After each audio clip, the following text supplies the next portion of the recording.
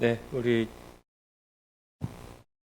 이제 새로 오신 분이 계시는데 김종국 어르신께서 오셨습니다.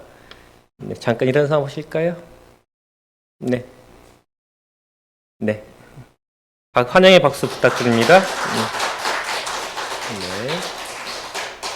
어렸을 적에 전라도 광양에 있는 우리 교회를 성경학교 참석하시고 어렸을 때 추억이 있으시답니다. 그래서 근처에 지내시는데 그 추억이 있고 그래서 이 교회를 들르셨다고 합니다. 환영해 주시고 위로해 주시기 바랍니다.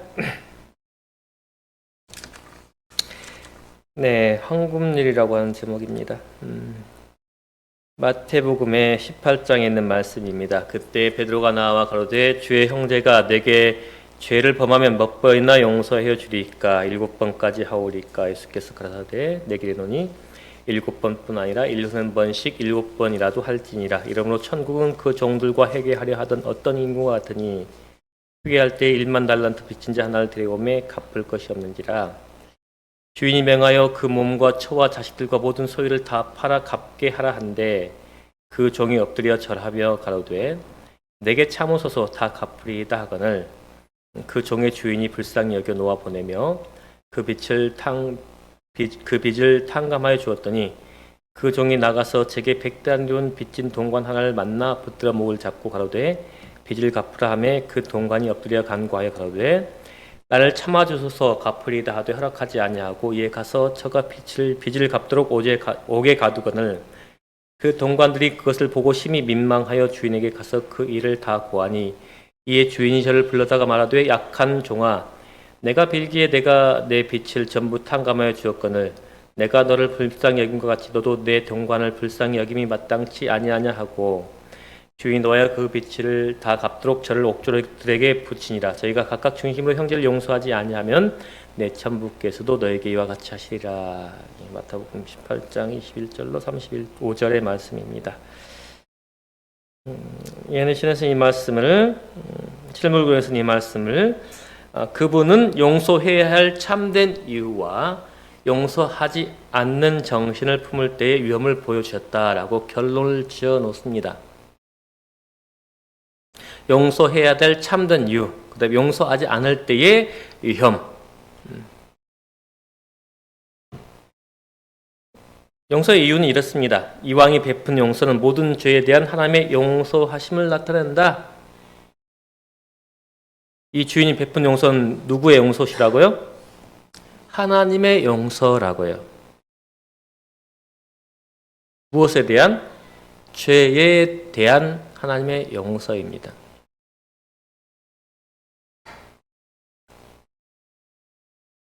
어떤 죄일까요? 우리가 인간의 죄, 인간이 어떤 죽을 수밖에 없는 죄예요.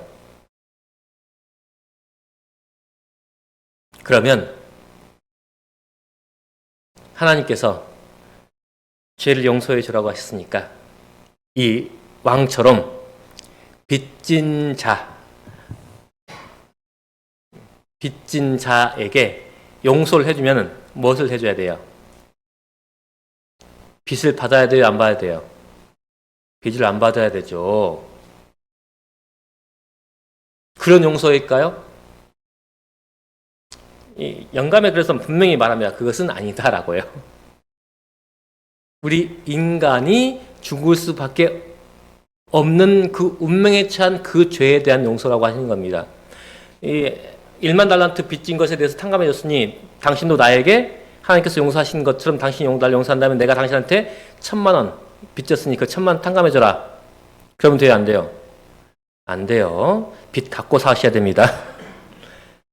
말씀하시기를 내가 한 올이라도 빚을 다 갚지 않으면 하나님께서도 빚을 갚아주겠다고 하셨어요.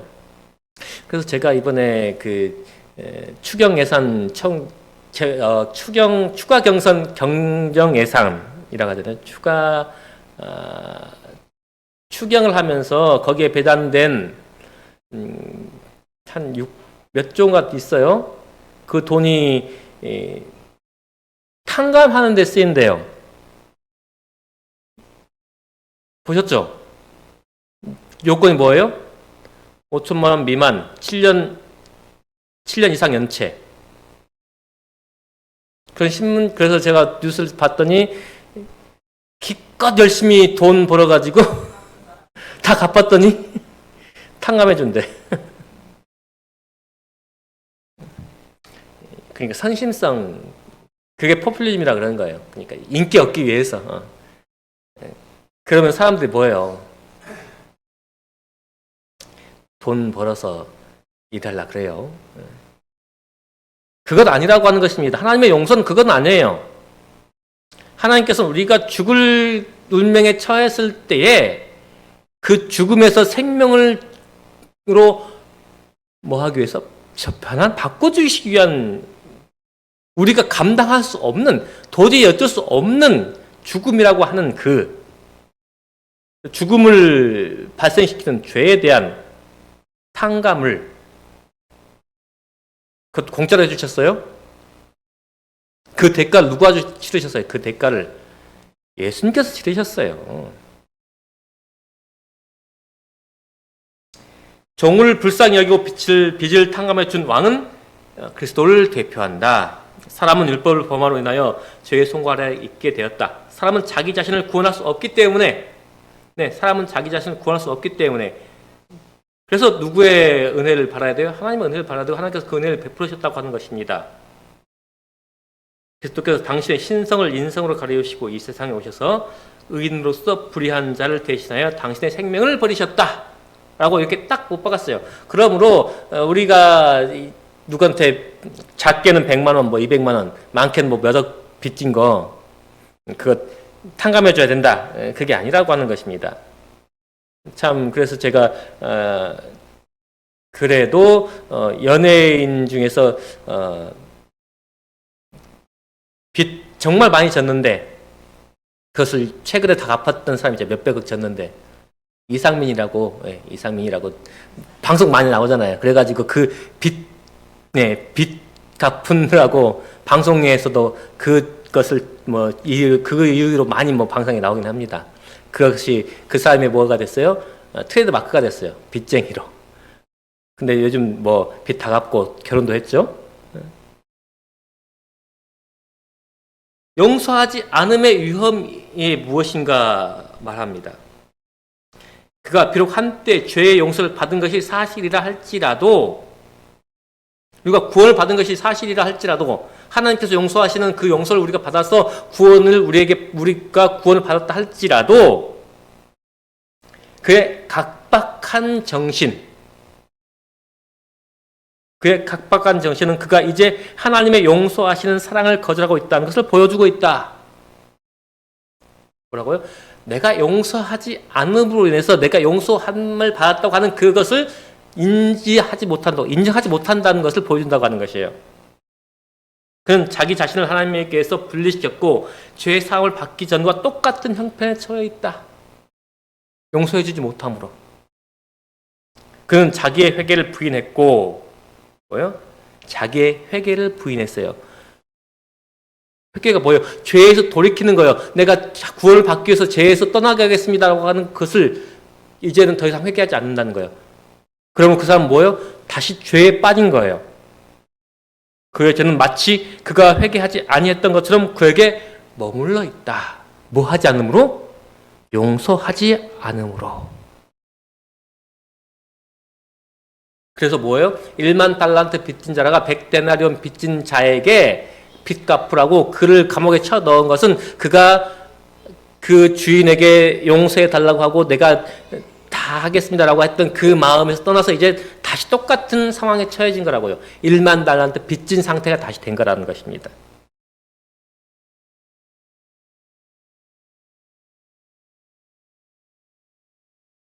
그래서 뭐라고 하냐면, 그 동관들이 보고 심히 민망하여, 주석에서는 이렇게 말합니다.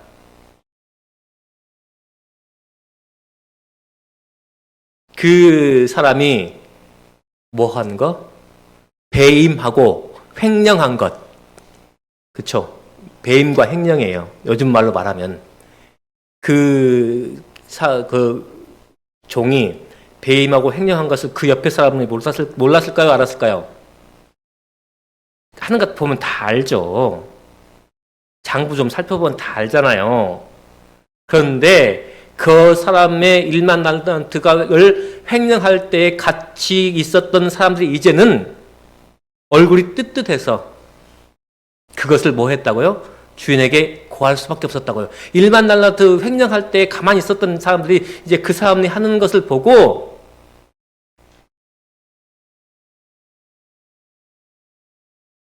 이 무모한 채권자는 빚진 자에게 너무나도 가혹하게 갚을 것을 요구했다. 너무나도 가혹하게. 왜? 감옥까지 보낼 일은 아니잖아요. 감옥 가면 첫째 뭐예요? 일 못하죠. 쫓겨날 거 아니에요. 쫓겨나면 월급 어디서 받아요? 그 생활은 또 가족들의 생활은 어디서 해요? 그리고 또 그 돈을 어디서 벌어서 갚아요? 백단을. 가장 가혹하게 그 사람에게 행한 것입니다. 그의 이기심 때문에 자신의 큰 빚에 대하여 깨닫지 못하였으며 최주 곧 왕이 그의 빚을 탕감하여 준 그 큰 은혜에 대해 감사할 줄 모르는 사람이 됐다. 이로 인해 그는 동료 종을 무자비하게 대했다. 얼마나 무자비하게 했으면은 그 같은 사람, 같이 그 동조했던 사람들 짜지도 이 사람은 더 이상 안 된다 싶어서 그것을 주인에게 말했다고 하는 것이에요. 그들의 주인인 왕에게 손해를 끼치며 보면서 동료의 착복이 발각되지 않도록 돕는 일에 익숙했던 그 동관들은 그 첫 번째 종의 행동이 그들을 감당할 수 있는 범위를 넘어선 것을 분명히 깨달았다. 그들이 감당할 수 없을 정도의 무자비함을 그 사람이 나타냈다고 하는 것이에요.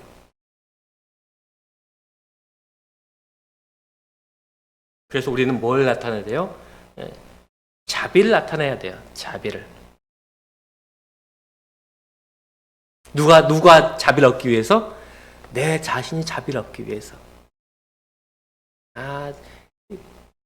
정말 저 사람 못됐다라고 하는 정도는 괜찮아요. 근데 이렇게 고발을 당할 정도까지 자신이 다른 사람에게 무자비한 것은 내 자신이 그만큼 뭐예요? 은혜를 느끼지 못한다고 하는 것을 말하는 것입니다. 제가 오늘 이야기하고 싶어 하는 것은 이 부분이에요. 실물교에서 이 부분을 이렇게 말합니다. 죄에 빠진 자에게 낙심할 기회를 만들어 주지 말라. 죄에 빠진 자에게 낙심할 기회를 만들어 주지 말라. 자기 자신이 죄를 지었다는 것 알아요, 몰라요? 알죠. 양심이 있으면, 양심이 없으면 몰라요. 또 양심이 없으면 그런 사람 있더라고요. 양심이 좀 많이 부족한 사람 있어요. 그래도 사람에게는 일말의 양심이 있기 때문에 조그만 죄책감이라 느껴요. 그 사람이 뭐 하지 않게? 낙심하지 않게. 전 이 구절에서 참 걸렸던 것이, 왜요? 사람은 뭐 하기 쉬워요? 야단치기 쉬워요. 그래서 우리말로 그 기독교적으로 말하면 정죄하기 쉬워요. 야, 너 그러지 말아야지. 그 사람을 뭐 한다고? 위한다고 하면서 뭐예요? 가르치고 너 죄졌어 하고 그 몇 마디로 그냥 그 사람을 바꿔놓으려 그래요. 가능할까요? 안 가능할까요? 가능하지 않아요. 가능하지 않더라고요. 그런데 우리는 뭐예요? 죄에 빠진 자를 구원한다고 해놓고 낙심하게 만들어요. 바리새인과 같은 완고함이 우리의 마음속에 생겨 형제의 마음을 상하게 하지 않도록 하라. 우리의 마음과 정신에 조금이라도 조롱하고 비웃는 생각이 일어나지 않도록 하자. 억양에 있어서도 조롱하는 기색이 나타나지 않게 하자. 만일 그대가 그대 자신에게 말한 말을 하거나 무관심한 태도를 취하거나 또는 의심하고 불신하는 태도를 보임으로 인하여 한 영혼을 파멸시킬 수 있다. 그런 사람들이 누구예요? 완고함을 드러내는, 바리새인 같은 완고함을 드러내는 사람들이 바로 욥의 내 친구예요. 욥의 그 재난은 누구에게부터 왔어요? 사단으로부터 왔어요. 그렇죠? 사단이 두루 돌아다녔더니 지구를 두루 돌아다니고 왔습니다. 그래, 네가 욥을 보느냐? 그같이 하나님을 경외하고 겸비한 자가 없다. 아이, 하나님, 그거 아닙니다. 뭐 때문에? 아이, 그가 동방에서 가장 큰 부자지 않습니까? 하나님께서 그에게 재산을 주고 양을 주고 아들들 자식들을 주고 산 울타리를 이렇게 보호해 주시니 욥이 하나님을 경배하죠. 야, 그러냐? 그럼 한번 네가 욥을 시험해 봐라. 그의 몸은 건들지 말아라. 그래서 하룻밤에 한 날 제사의 그 양, 염소 다 죽고 누구만 왔어요? 그 소식을 전하는 종 하나만 왔어요. 그 마지막에 온 종이 뭐라 그래요?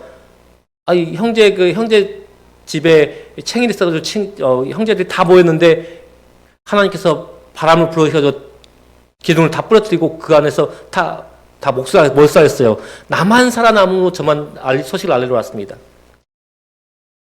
욥이 뭐라 그래요? 주신 자도 하나님이시요 취하신 도 하나님이시니.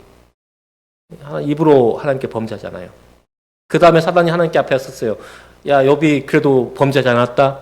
에이, 자기 목숨을 다른 걸로 바꾸겠습니까? 그래, 생명은 취하지 말고 네 몸을 마음대로 해봐라. 뭐였어요? 몸에 욕창이 나가지고 기와 조각으로 몸을 득득 긁고 있으니 그 부인이 뭐라 그래요? 하나님을 욕하고 죽으라. 내 친구가 위로하러 왔어요.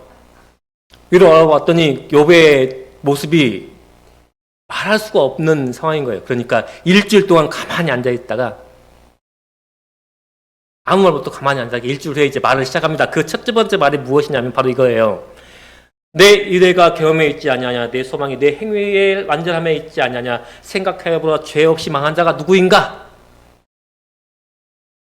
정직한 자의 끊어짐이 어디 있는가? 내가 보건대 악을 밭갈고 독을 뿌리는 자는 그대로 거두나니 다 하나님의 입견에 멸망하고 그 꼽힘에 사라지느니라. 네가 이렇게 불행을 당한 것은 누구 잘못이다?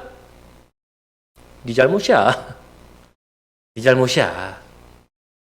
네가 뭐 했으니? 죄졌으니 죄의 보응을 받는 것이지.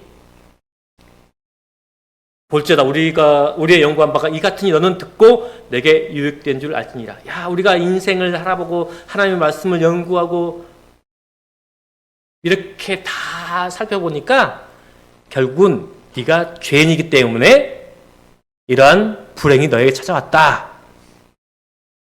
그러니 회개해라. 욥이 그 말에 그렇다고 말을 해요, 안 해요? 안 하죠. 안 해죠.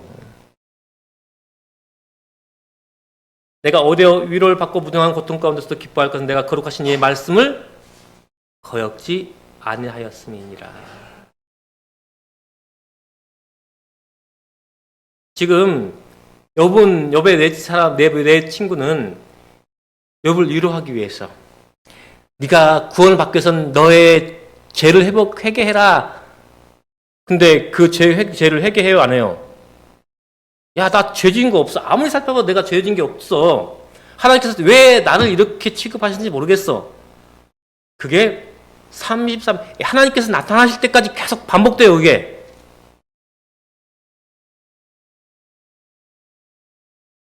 그럼 하나님께서 직접 나타나셔서 뭐 하셔요? 야, 너희들 내가 무슨 일을 하는지를 알아 몰라. 내가 이 세상을 창조할 때에 있었어 없었어? 저 깊은 바다 속에 리워야단 악으로 표현되는데 하여튼 그 큰 괴물들 만들 때 있었어 없었어? 없었거든요. 그래서 이 네 사람과 욥까지라도 하나님께서 하신 일을 알아야 몰라요. 그런데 지금 욥의 내 친구가 뭐라 그래요? 너는 하나님께 죄를 지었다. 그러므로 회개해라. 욥은 뭐예요? 아니다. 내가 무슨 죄를 지었을까? 사람의 말은 뭐예요? 우리의 안목 가운데에서 내가 아는 바에서 말하기 때문에 욥이나 욥의 내 친구가 똑같은 거라는 거예요. 하나님의 깊은 것을 알지 못해요.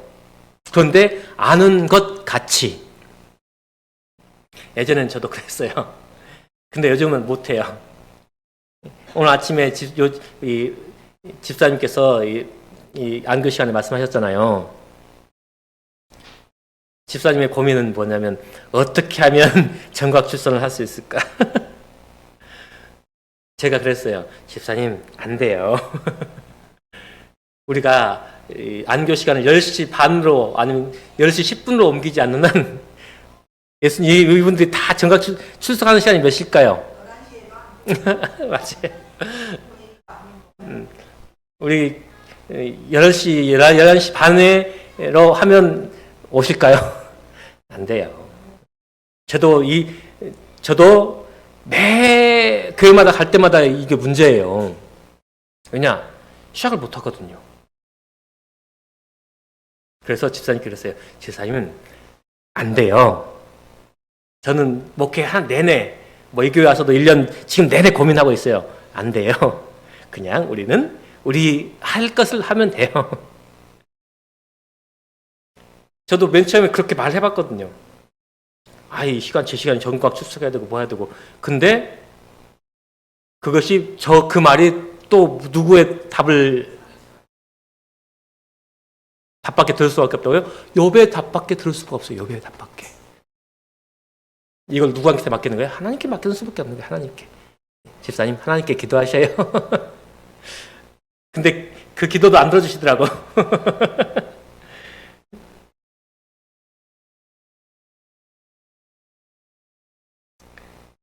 영 4장에 수가연이 있습니다.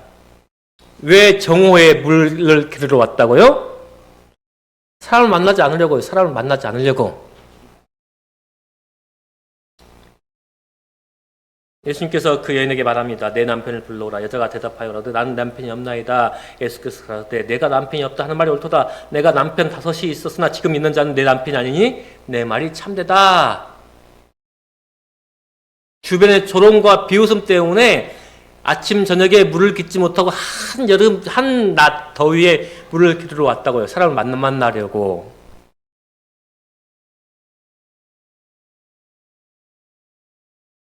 근데 그 다음 말에 이 여인이 뭐라 그래요? 보니까 선지자입니다. 옛날에 우리 조상들이 말하기를 예루살렘에서 유대인은 예루살렘에 예배드리고 우리는 사마리아 성전에서 예배드리는데 우리가 어디서 예배드려야 됩니까? 라고 화제를 싹 바꿔버려요. 자기 개인 문제에 이야기가 꺼내니까. 근데 사람은 어때요? 개인 문제 생기면 어때요? 다른 말로 싹 바꾸죠. 그것처럼 그 여자는 대화의 주제를 개인적인 문제들과는 관계없는 방향으로, 즉 종교적인 문제로 바꿈으로써 그녀 자신의 삶에 관한 이야기를 회피한다. 만일 그녀가 예수를 종교적인 논쟁으로 이끌어갈 수 있다면 자기 과거의 어두운 행위를 고백하는 난참을 면할 수 있게 될 것이다 라고 이 여자가 의도적으로 종교적인 문제로 바꿔요. 근데 어떻게 하셨어요? 예수님께서는 그 여자가 자기 원하는 대로 화제를 이끌어가는 것을 참을성 있게 허용하셨다. 근데 결국은 어디로 가요? 그 여인이 정말 필요로 하는 무엇은 문제? 신앙의 문제, 영생의 문제.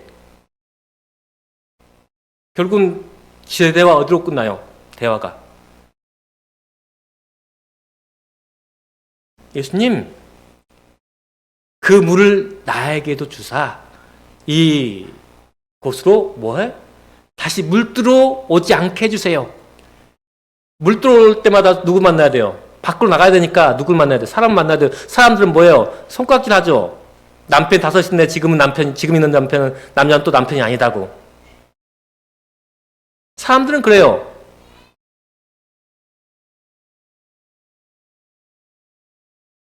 그런데 예수님께서 어떻게 하셨다고요?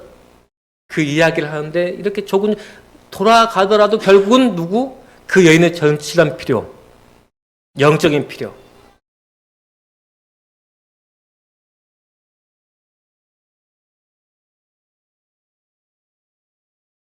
그래서 우리가 죄인을 대할 때에 마태복음 18장 바로 그 앞에 있는 앞에 있는 성경절입니다.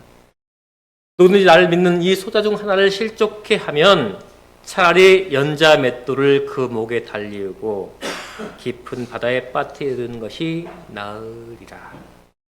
실족해 하는 일이 없으면 나의 세상에 화가 있도다. 실족해 하는 일이 없을 수는 없으나 실족해 하는 그 사람에게는 뭐가 있다? 화가 있다. 죄인을 낙심케 하는 그 일을 하는 사람에게는 뭐가 있다? 화가 있다.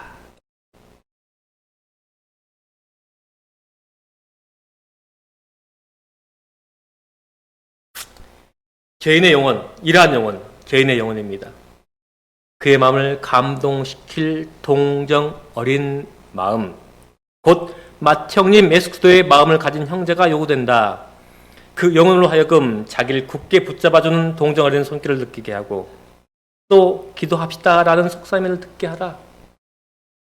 그렇게 하면 하나님께서는 그 사람과 그들 자신 두 사람 모두에게 풍성한 경험을 주실 것이다. 1만 델란트의 빚을 탕감받고 온 다음 그 즉시 100데나리온의 빚진 동관, 같은 계급에 있는 종을 뭐 했어요? 감옥에 가뒀어요. 그러지 말고 뭐 했다면 나도 빚을 탕감받고 온다. 내가.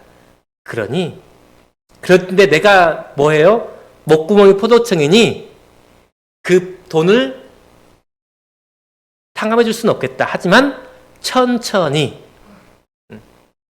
뭐하는 대로? 생기는 대로 우리 같이 뭐 해보자? 일해보자. 어차피 같은 일은 받은 종이니까. 그가 받은 은혜에 조금이라도 나눈 마음이 있었다라고 하면은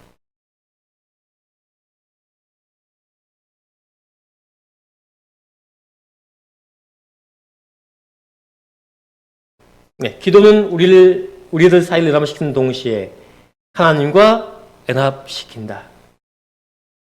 기도는 예수님을 우리의 곁으로 오시게 하고 낙심하고 고민하는 영혼들에게 세상과 육신의 정욕과 마귀를 이길 수 있는 새 힘을 준다. 세상과 육신의 정욕과 마귀를 이길 수 있는 새 힘을 준다. 기도는 사단의 공격을 물리치게 한다. 라고 말씀하고 있어요.